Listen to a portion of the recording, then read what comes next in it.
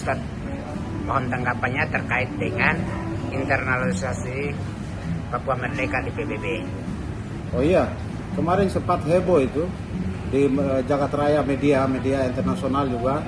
Saya lihat itu ada upaya internasionalisasi isu-isu Papua, Aceh dan Maluku. Ini penting untuk ditanggapi secara serius oleh pemerintah pusat. Mungkin karena saya konteksnya Papua saja ya.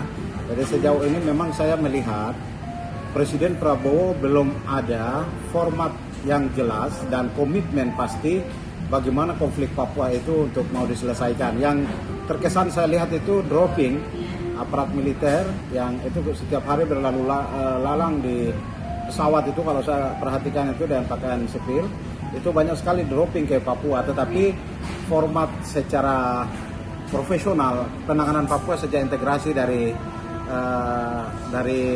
tahun 62 itu sampai dengan hari ini itu saya belum pernah melihat secara berhasil tuntas, itu tidak pernah ada. Sehingga saya ingin menyarankan kepada pemerintah, dalam hal ini Presiden Prabowo, harus punya lembaga atau bentuk lembaga atau lembaga yang sudah ada difungsikan supaya seperti Pak Presiden Jokowi agak sedikit lumayan baik karena beliau memerankan Wapres itu untuk khusus menangani kasus disintegrasi Papua. Sejauh ini konflik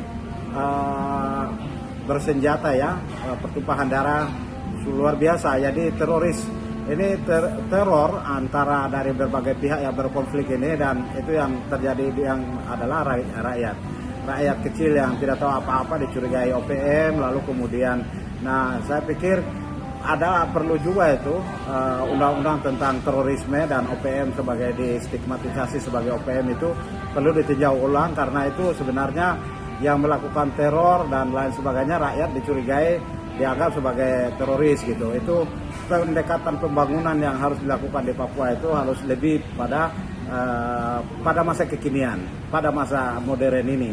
Kita tidak bisa cara-cara primitif seperti itu. Itu pendekatan primitif dan kekuatan, show power, lalu kemudian ada militer dan sebagainya, tapi orang Papuanya dibunuh habis. Itu sudah cukuplah. Australia sudah melakukan peminggiran terhadap aborigin, kemudian Amerika dan suku Indian yang aslinya disingkirkan.